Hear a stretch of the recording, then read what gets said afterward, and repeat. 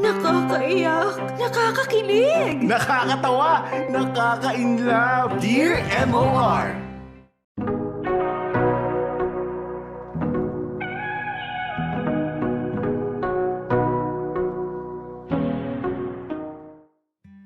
Dear MOR, magandang araw po mga kamorkada.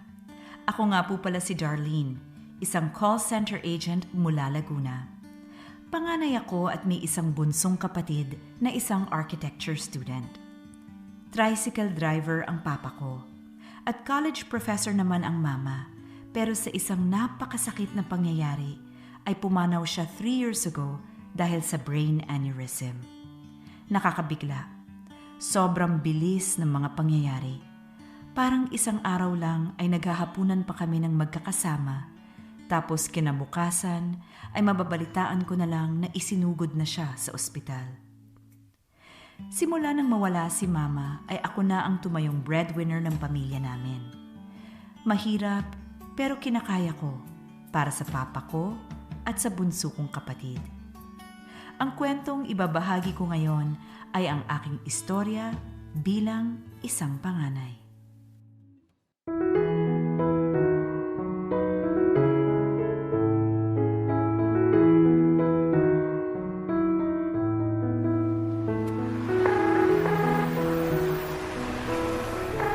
Sumagot ka, please. Asan ba to? Nakasilent na naman ba cellphone nito? Hello? Lucas, inom tayo. Ang lakas mo naman.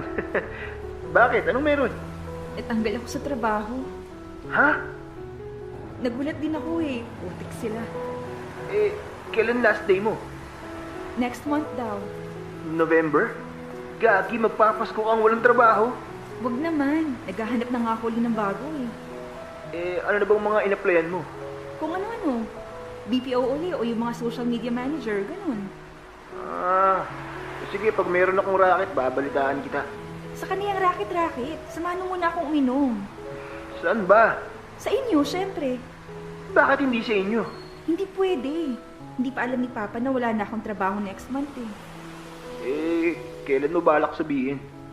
Saka na, kapag may nahanap na akong ibang trabaho. Sure ka ba dyan? Oo, stress lang yun kapag sinabi ko eh. So, paano na? So, samahan mo na ako uminom, please. Gusto ko lang makalimutan lahat ng problema ko. Sunduin na lang kita sa inyo mamaya. Mga 9:00. Bakit mamaya pa? Nasa alabang pa ako eh. Bakit ka nandyan? May date kasi ako. O sige, basta susunduin mo ako ah. Oo nga. O sige na, bye-bye na. Bye, lumandi ka responsibly. Noted, boss. Bye.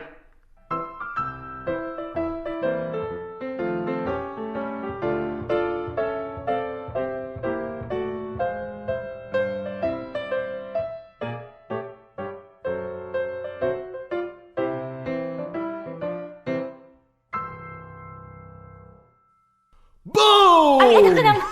Ano ba, Ron? Ano yan? Bakit ang aga mo ata umuwi ngayon? Wala. Nagluluto na ako kasi may lakad ako mamaya.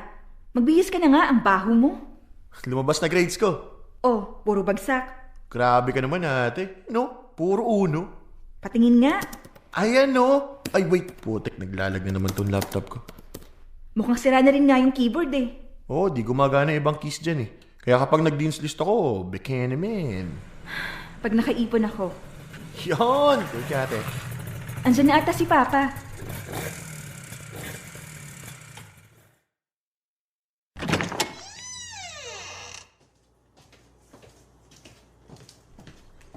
Pa! Tingnan mo grades ko. Bagsak. Ay! Bakit pares kayo ni ate? Akala niyo agad bagsak ako? Ano ba yan? Eh no, puro uno. Pasado yon. Woo! At dahil dyan, magsaing ka na. Wala man lang premyo. Anong premyo? Kahit nga bagong sandals, hindi rin ako makabili dahil sa mahal na tuition mo. Oh, sorry naman. Oo nga no, Pa. Ngayon ko lang din napansin, lumang-luma na pala yung sandals mo. Lagi kong gamit pamasada yan tuloy. Regalo pa ata sa'yo yan ni Mama eh. Oo, kaya hindi ko rin maitapon. Teka, ano yan? Nagluluto ka na? Opo, may lakad kasi kami ni Lucas mamaya. Kaya maaga ako naghanda ng hapunan. Saan ang lakad nyo? Wala, sa kanila lang pa. Tatagay lang kami. Doon ka na matutulog o iahatid ka dito? Baka doon na ako makitulog. Oh, sige. Teka, may band-aid pa ba tayo dito? Band-aid? Para saan po? May sugat yung pa ako dahil nga siguro dyan sa sira kong sandals. Wala na ata eh. Ron, lumabas ka nga muna. Ibili mo ng band-aid si Papa. Pingin ng pambili. Ito naman, dos lang yun eh. Wala akong pera eh. Ubus na allowance ko. Kumuha ka dun sa wallet ko. Di bali pa. Sa susunod na sweldo ko, ibibili kita ng bago. Saka na muna, anak. Ang dami natin bayarin eh. Sa susunod na yung tsinelas, kaya ko pa namang pagtsagaan ito. Nagsusugat na nga yung paa nyo oh. Kaya pa yan. Papa naman eh. Ayan na ata si Lucas Darlene May! Aba, at talagang full name pa ah. Chong, good evening po. Oh, kumusta? Ayos naman po. Eto, pogi pa rin. Ay nako, nagbuhat ka na naman ng sarili mong bangko. Kumain na muna kayo bago kayo umalis. Yun! Hindi na pa. Ano ba yan? Doon na kami kakain. Tara na. Inom na inom Bilisan mo na. Bye pa. Ingat kayo. Ingat pagdadrive, Lucas, ha? Opo! Ngayon pa talaga eh. Uy, okay ka lang? Hindi. Tara na, bago pa ako mag-breakdown dito.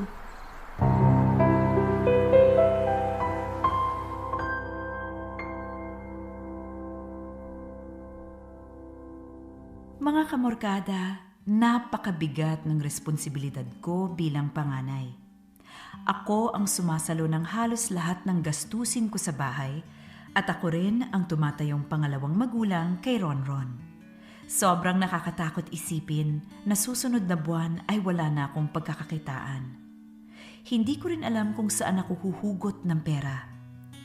Natatakot naman akong sabihin kay Papa yung sitwasyon ko dahil alam kong mag-aalala lang siya at papasada ng papasada para lang may gastusin kami sa bahay. Ayoko namang mangyari yon dahil simula nang mawala si Mama ay naging mas maalaga ako kay Papa. Senior citizen na kasi siya at ayoko nang masyado siyang napapagod at nasistress dahil may irrational fear ako na baka pati siya ay mawala sa amin. Dahil dito ay minabuti kong itago muna kay Papa na wala na akong trabaho.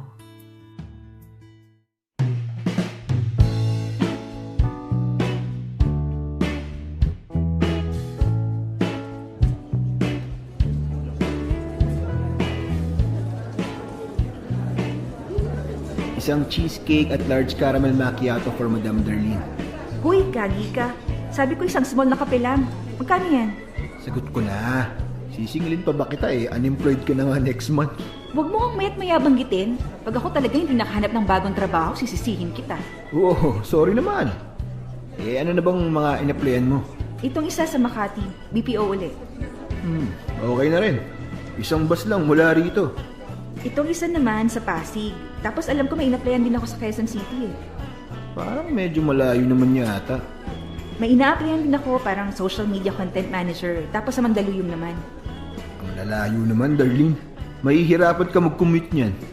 Pwede naman ako mag-bed space. Magkano rin yun? At least may trabaho, di ba? Hindi pwedeng wala kasi ang daming bayarin sa bahay. Tapos may tuition pa si Ronron. Pwede naman kitang pautangin kung sakaling kulangin ka talaga. Ayoko ng utang. Ito naman. Last option ko yon if ever. Paano kung hindi sa tinatakot kita, pero kasi magde-December na. Madalang na yung mga company na nag-hire ng gantong buwan. Tapos, madalas din kasi lagpas isang buwan bago mag-reply yung mga employer. Kung wala kang ipon, baka kailanganin mo talaga mangutang. Ewan ko na. Uy, huwag ka mag-breakdown. Basta sabi ko nga sa'yo kung ano mga kailangan mo, sabihan mo lang ako. Kasi naman kailangan ng bagong laptop ni Ronron. Tapos yung maintenance na gamot ni Papa. Tapos yung mga bill sa bahay.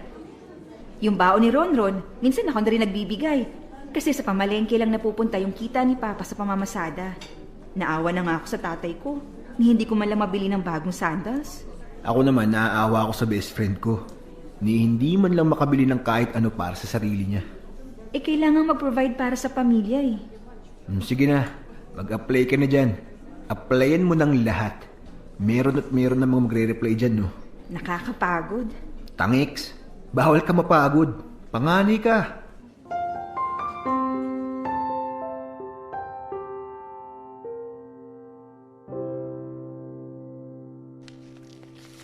Pucha, nagmahal na naman ang kuryente. Bakit lagpas 2K ngayong buwan? 300 sa tubig, 2K sa internet. Pakset, ang dami. Ate, Oh, kasi di ba may remaining balance pa ako sa tuition? ngayong buwan na ba yun? Hindi pa naman, pero nag-email sa akin yung finance office eh. Hanggang next month daw kailangan na mabayaran. 10K na nga ba ulit yun? 12,500 ate. 12K? Oo. Oh, sige. Ipaalala mo na lang sa sweldo. Okay, thank you ate. Ayun na pala si Papa eh. Kumusta ang biyahe pa? Ayun, ayos naman. Bumili ako ng tig-100 na tsinelas. Magpapaltos na yung pa ako eh. Basta pag nakuha ko yung sweldo ko, Pa, ibibili kita ng kagaya ng binigay sa'yo ni Mama. Naku, wag na. Okay na to. Kung ang bibilhin mo pa ay yung kagaya nung bigay ng mama mo, mahal yan. Pinag-ipunan niya pa yung regalo na yan eh. Di pag-iipunan ko rin, Pa. Wag na. Ang dami nating bayarin, isa ka na yung mga luho na yan. Hindi naman luho yun eh. Ay sus, naku, wag na. Ito naman. Ay, wait lang, Pa. Check ko lang to.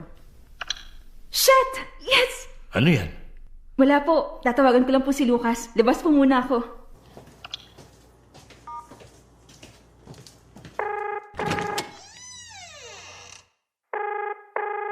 Oh, Lucas, may interview na ako sa Lunes. shit! Totoo ba? Congrats! Hindi ka na unemployed next month. Saan yan? Sa Mandaluyong. Ang layo! Tapos Lunes pa? Aalis na lang ako ng maaga. Baka maligaw ako eh. Hindi ko pa naman memoryado yung mga sakayan dun. O sige, pero kita rin tayo bukas. Libre kita. Sige. Thank you. Bye-bye. Bye!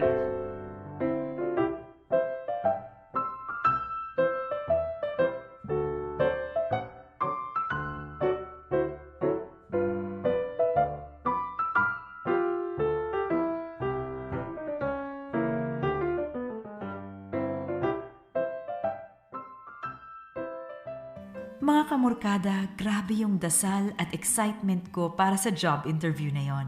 Sa dinami-rami kasi ng mga inaplayan ko, yung kumpanyang yun lang ang agad na nagre-reply. Confident naman ako sa posisyon na inaplayan ko at dahil malawak na rin naman ang experience ko, ay malaki ang tiwala kung matatanggap ako. Buong weekend ko yatang minamanifest yun. Ilang santo na ang inalayan ko ng dasal para bigyan ako ng panibagong trabaho. Sabi ko pa nga, ipapasko na sana nila sa akin. Patapos na kasi ang taon at ubus na ang pera ko dahil sa tuition ni Ronron at sa sandamakmak na bills sa bahay. Ayoko namang mas maging malungkot ito dahil wala kaming perang panghanda.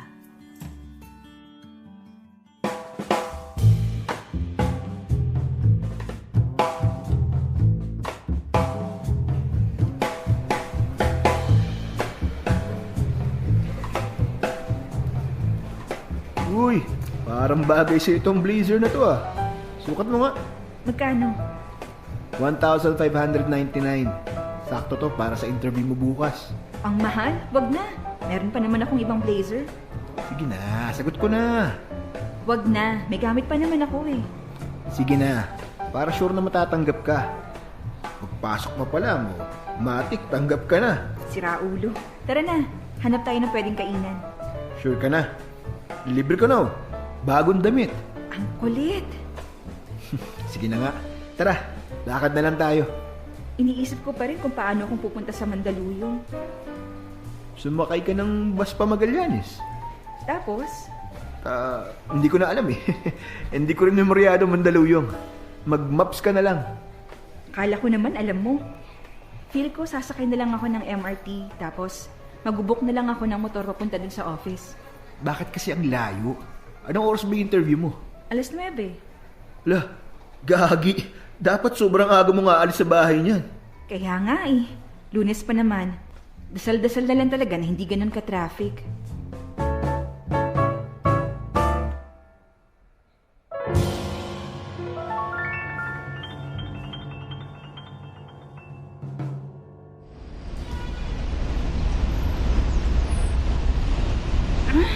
Pag sinuswerte ka nga naman. Putik. Tagpas alas 8 na. Paano ba to? Malilate na ako. Sumagot ka, please.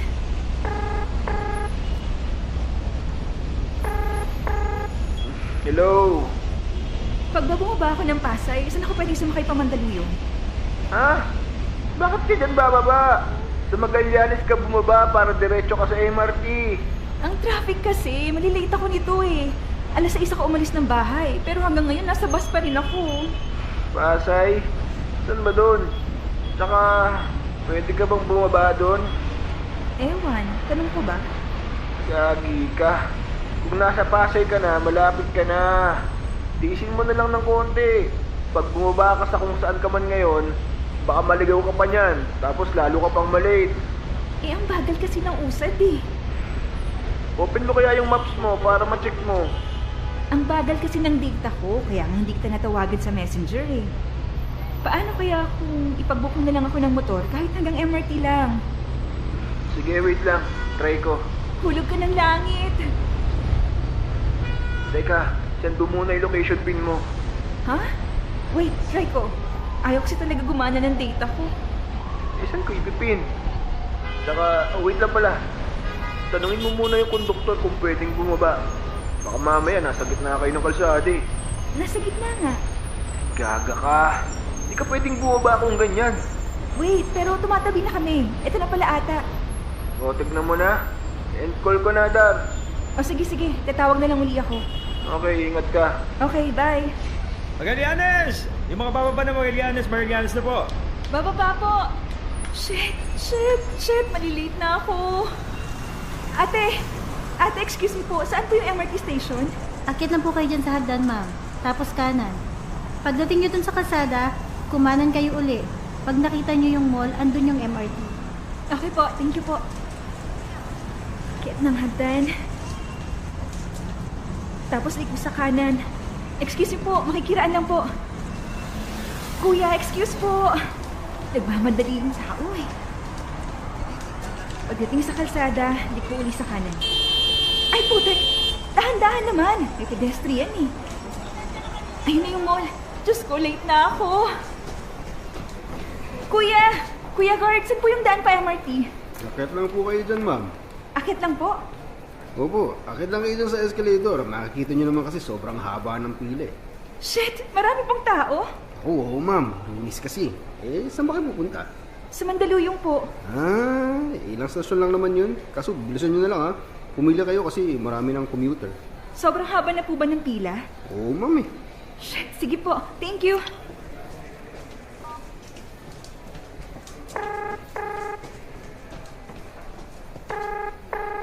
Hello? Pwede mo ba akong ipag-book ng motor? Andito na ako sa MRT. Ha? Bakit pa eh? Andiyan ka na pala sa MRT. Just in case lang, kasi sabi ni Kuya Guard, sobrang haba raw ng pila eh. Naglalakad naman ako papunta sa station para lang kung sakaling sobrang haba talaga, magmumotor na lang ako. Pero mas mabilis sa MRT. Eh, late na ako eh. Kung pipila pa ako ng mahaba, patatagalan pa rin ako. Please, Lucas. Desperado na talaga ako. Kailangan ko tong trabaho na to. Ay, sige na. Wait lang. Thank you. Pero tignan mo rin muna yung MRT ah. Okay, malapit na ako. Anak ng... Bakit? Lucas! Sobrang haba ng pila. Eto na. Looking for rider na tong app. Late na ako. Alas 9 na. Try mo i-text yung recruiter. Sabihin mo, malilate ka gawa ng traffic. Sige. Putek kasi ang aga-aga ko na nga umalis. Late pa rin. Ayan na. Bumaba ka na, may rider na. Okay. Kinakabahan na ako, Lucas. Late na ako. Baka mga alas 10 na ako makarating doon. Baka naman mapapakiusapan mo yung HR. Hindi mo naman kasalanan yung traffic eh. Na-anxious na ako. Kailangan ko tong trabaho na to. Ang dami naming bayarin. Halos wala akong ipon dahil sa dami ng gastos namin. Ang laki ng tuition ni Ronron. Ang liit ng kita ni Papa. Tapos mawawalan pa ako ng trabaho. Tapos magpapasko pa. Hinga! Huminga ka muna, kumalma ka. Nagsaspiral ka na eh. Basta pumunta ka doon, pakiusapan mo yung HR. Kaya pa yan. Okay. Wait lang, ito na si Kuyang Ryder. Please, pagdasal mo ako, Lucas. Kinakabahan talaga ako. Hinga, kumalma ka, kaya mo yan. Sige na.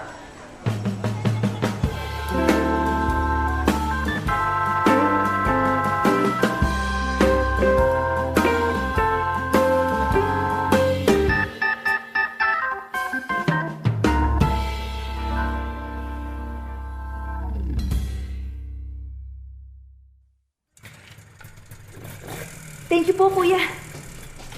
Saan kayo, ma'am? Kuya, interview po. Anong pangalan niyo, ma'am?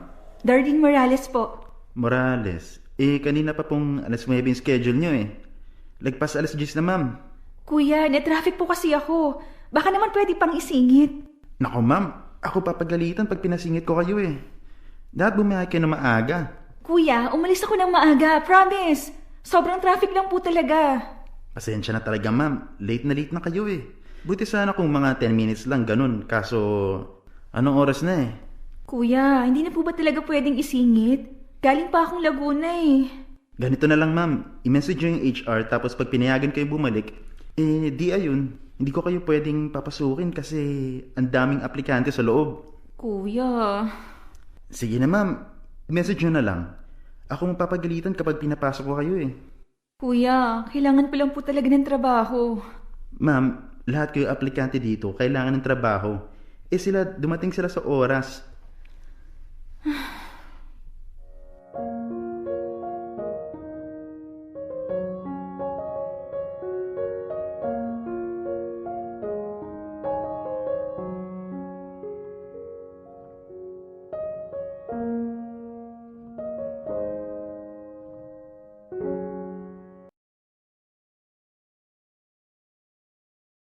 Dear M.O.R. Ang mga kwento ng puso mo. Hashtag Dear M.O.R.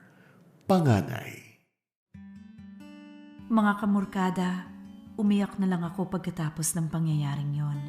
Dala ng pagod, puyat at anxieties ko, nag-breakdown na lang talaga ako. Sobra-sobra ang panghihinayang ko. Oo, alam kong may iba pang mga susunod na pagkakataon at may iba pang trabaho ang darating para sa akin. Pero mahirap maging positibo kapag gipit at malaki ang pangangailangan mo. May pamilya akong dapat buhayin at may kapatid akong dapat pag-aralin. Sa bigat ng responsibilidad ko bilang panganay, wala akong oras para tumigil sa paghahanap buhay.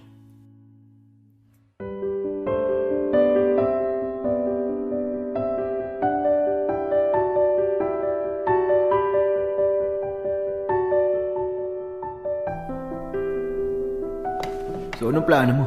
Hindi ko pa alam eh. Nag-reply ba yung HR? Hindi na.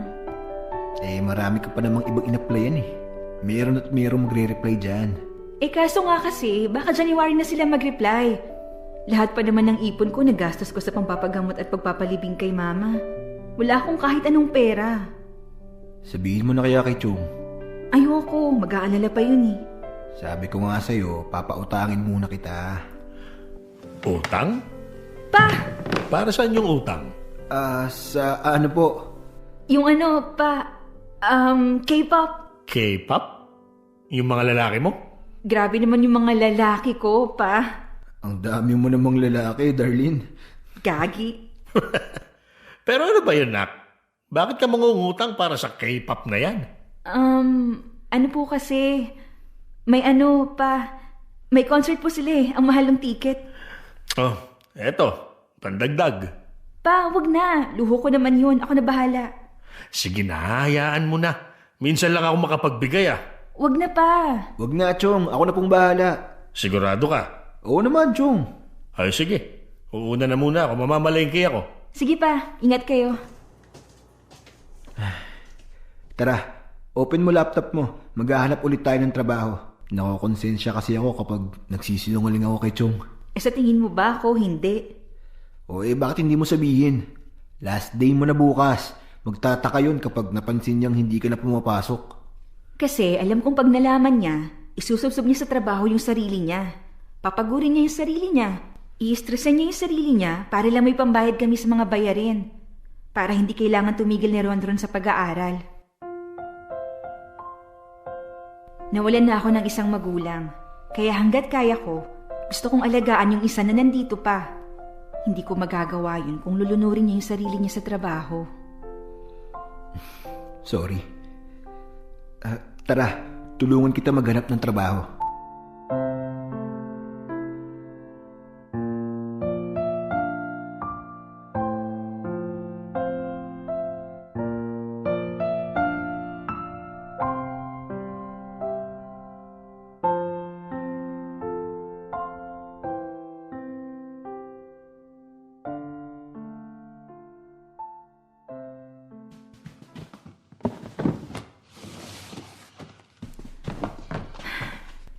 Saan ko ba pwedeng itago tong mga gamit na to?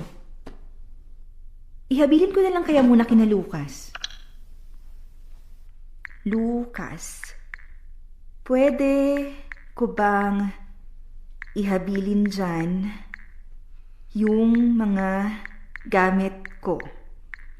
Sa office, baka kasi makita nila Papa. Okay. Ang tipid talaga nito mag-text. Shit, hindi pa pala ako nagbubukas ng email. Nag-reply na yung ibang in-applyan ko.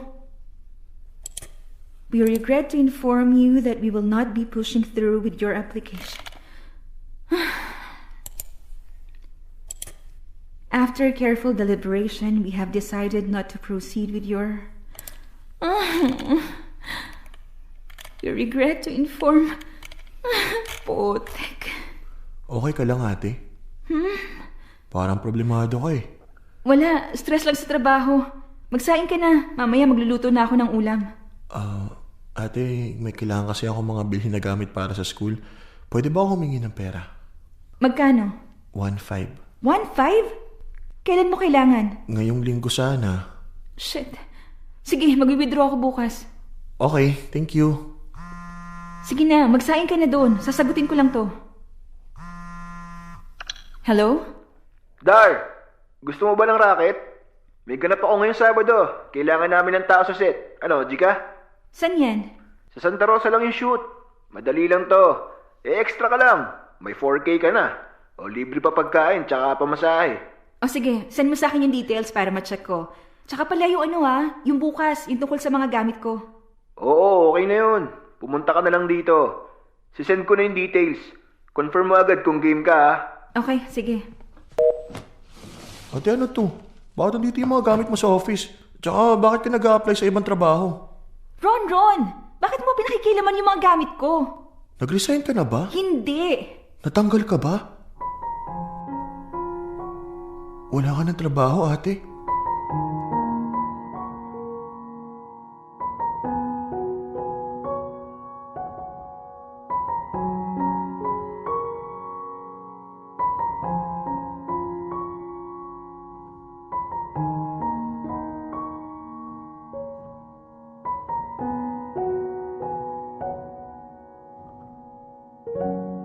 Mga kamorkada, hindi ko magawang magsinungaling sa kapatid ko. Alam kong kahit siya ay kinakabahan sa sitwasyon namin, pero pumayag naman siyang hindi muna sabihin kay Papa na wala na akong trabaho. Ginugol ko ang mga kasunod na linggo sa paghahanap ng trabaho. Kada araw ay umaalis ako sa bahay para tumambay sa kung saan-saan para lang hindi magduda si Papa. Mabigat sa konsensya. Pero hindi ko rin alam kung paano sasabihin kay Papa na wala na akong hanap buhay.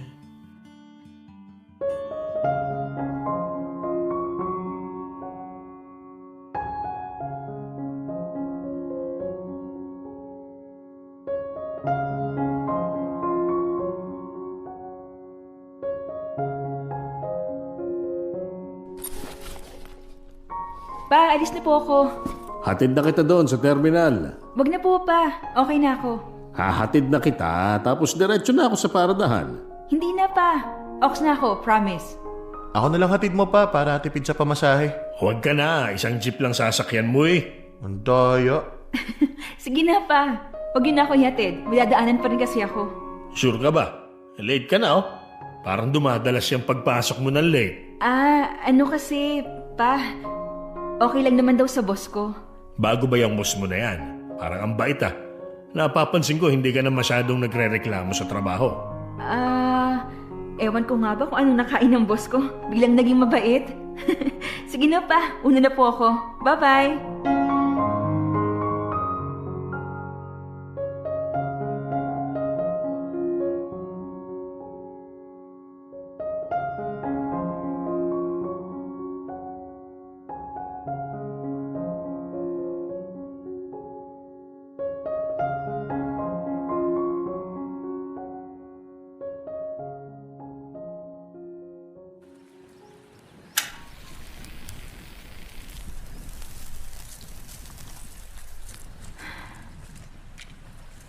Dinalhan kitang bulaklak, ma. Sorry isang stem lang muna ngayon. Nagtitipid ako eh. Dito muna ako tatambay Mauubos na pera ko kakatambay sa mga coffee shops eh. Hindi naman ako makapunta kina Lucas ngayon kasi nasa shoot siya. Grabe no? Ang hirap pala. Paano mo nakayanan lahat ng to nung nandito ka pa? Lahat ng stress, lahat ng responsibilidad, lahat ng pagod, lahat ng trabaho. Ang bigat, ma.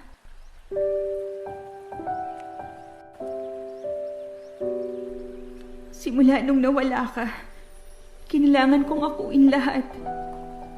Akala ko kaya ko eh. Ang hirap pala. Hindi ko na alam, ma. Minsan, naiingit ako dun sa mga kaibigan ko na walang ibang inaalala sa buhay. Nagagastos nila yung pera nila sa sarili nila. May oras sila para gawin yung mga gusto nila. Nakakagala sila. Nakakapaglibang. Nakakaparty. Hindi ko kaya yun eh. Pakiramdam ko minsan, hindi ako pwedeng magpahinga. Hindi ako pwedeng tumigil sa pagtatrabaho kasi sa akin nakaasa si Ronron at si Papa. Huwag mo akong masamain, ma. Hindi ako nagrereklamo. Kung pwede nga lang patigilin ko na si Papa sa pagtatrabaho eh. Kaso wala. Nasisaan ka pa kung kailan December. Magpapasko na nga akong walang trabaho. Magpapasko pa akong wala ka.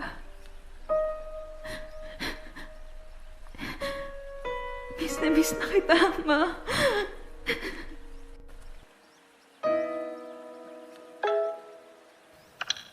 Ate, uwi ka na. Ano na naman kayang ginawa nitong bunso natin, ma? Sige na, ma. Una na muna ako. Balik na lang ako uli bukas.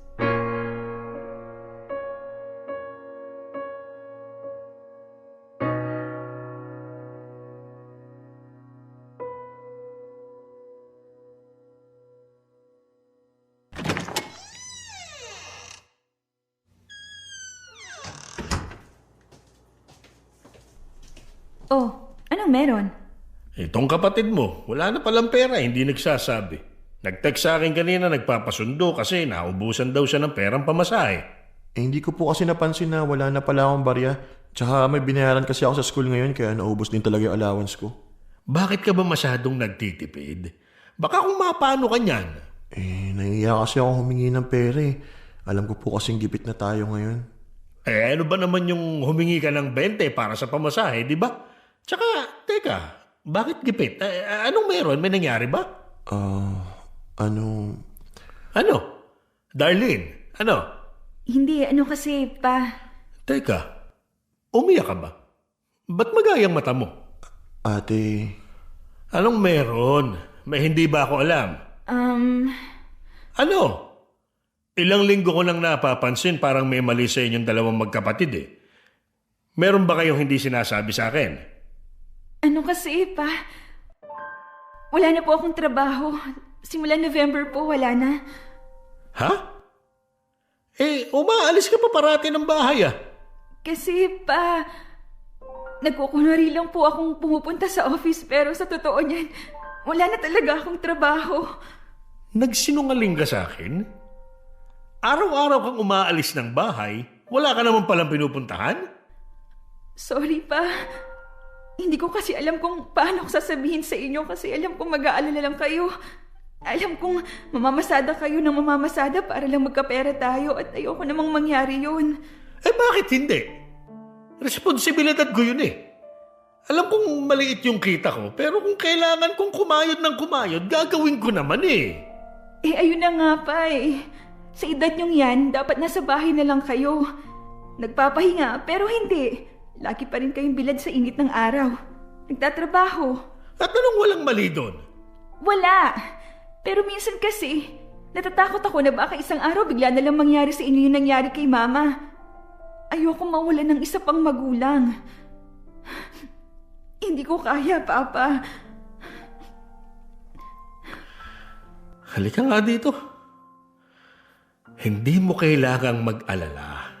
Malakas pa ako, oh. Kayang-kaya ko pa. Huwag mong agawin sa akin yung responsibilidad na tumulong sa pamilya natin. Sorry, Pa. Ako nga dapat ang mag-sorry kasi ako yung tatay pero ako pa yung palamunin mo. Hindi naman kayo palamunin, Pa. Kayo nga yung laging namamalengke eh. Anak, hindi mo kailangang akuin lahat. Hindi mo kailangang suluhin lahat ng kargo mo. Anong gagawin natin, Pa? Ang dami nating bayarin. Pagtutulungan natin. Mag-a-apply ka lang na mag-a-apply. Kung ano mang trabaho yung gusto mo, yung mga gastusin sa bahay, magagawan natin ang paraan.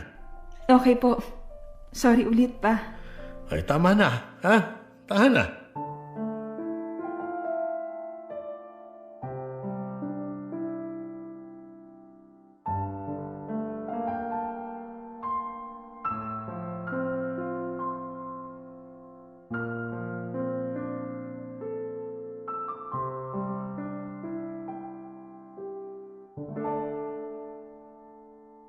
Mga kamorkada, napakalaking bigat ang nawala sa dibdib ko pagkatapos ng gabing yon. Siguro nga ay masyado ko lang pressure ang sarili ko. Masyado akong natakot sa magiging reaksyon ni Papa. At masyado akong nagtiwala na makakakuha ako agad ng trabaho. Dahil nga December ay bihira na talaga ang magre-reply sa mga job applications ko. Nairaos naman namin ang mga sumunod na linggo. Kumuha ako ng ilang mga racket, nagbenta ng ilang gamit, at talagang naging strict sa mga budget. Wala man akong trabaho sa ngayon, ay mas maluwag ang konsensya ko at mas enthusiastic sa paghahanap ng mga pagkakakitaan. Sinabi ko sa sarili ko na pagdating ng Pasko ay hahayaan ko rin munang magpahinga ang utak ko at i-enjoy ang celebration na ito.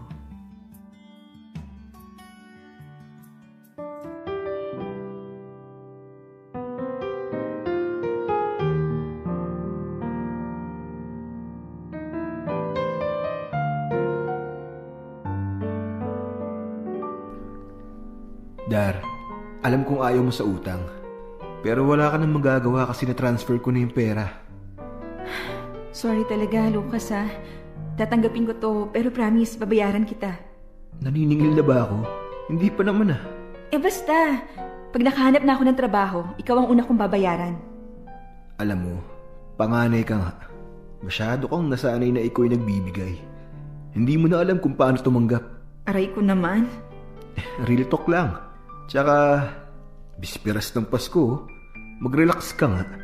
Mag-enjoy ka. Magpahinga ka. Thank you, Lucas. Bukas na lang yung regalo ko, ha. Bakit hindi pa ngayon? Magmamano na ako. Loko. Ibabalot ko pa eh. Ano ba naman yan? O sige na, umuwi ka na. For sure, hinahanap ka na sa inyo. Nako, ayoko. Uutusan lang akong gumawa ng fruit salad dun eh. Tirhan mo ko pupunta ako sa inyo bukas. Ano pa nga ba? O sige na, una na ako. Sige na. Merry Christmas, Lucas. Bukas pa. Advanced ako Merry Christmas, Dar.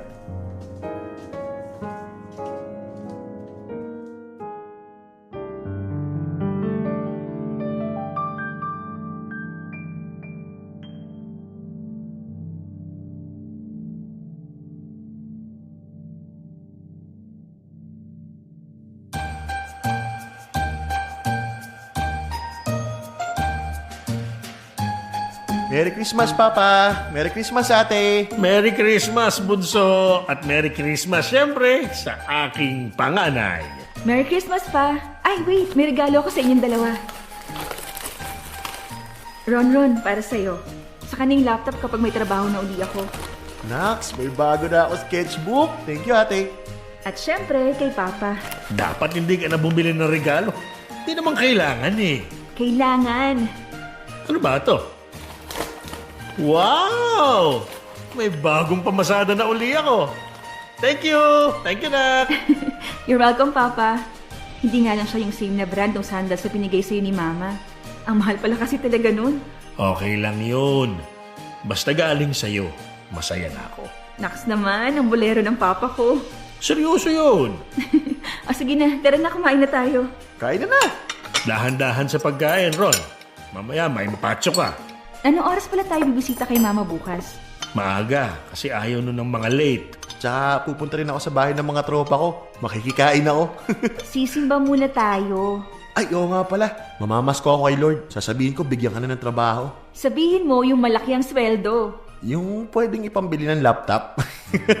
Kumain na muna kayo. Hinihintay kayo ng Noche Buena We wish you a Merry Christmas. We wish you a Merry Christmas. We wish you a Merry Christmas and a Happy New Year. The tidings we bring to you and your kid. We wish you a Merry Christmas and a Happy New Year. Now bring us some figgy pudding. Now bring us some figgy pudding. Now bring us some figgy pudding and bring it out here. The tidings we bring to you and your kin. We wish you a Merry Christmas and a Happy New Year. For we all like figgy pudding. For we all like figgy pudding. For we all like figgy pudding. So bring it out here. The tidings we bring to you and your kin. We wish you a Merry Christmas and a Happy Mga kamorkada, nairaos naman namin ng maayos ang Pasko. Laking pasalamat ko na lang talaga kay Lucas dahil sa lahat ng tulong niya sa akin at sa pamilya ko. February na ako nakakuha ng isang full-time job sa Makati. Ngayon ay stable na uli ang kita ko at nabayaran ko na rin yung mga pinautang ni Lucas. Kahit papaano ay may naiipon na rin ako at nakakalabas paminsan-minsan kasama sina Papa at Ronron. Mabigat pa rin ang responsibilidad na nakaatang sa akin pero para sa pamilya ay kakayanin. Dito ko na po tatapusin ang aking kwento. Maraming salamat sa inyong programa at maligayang Pasko sa ating lahat.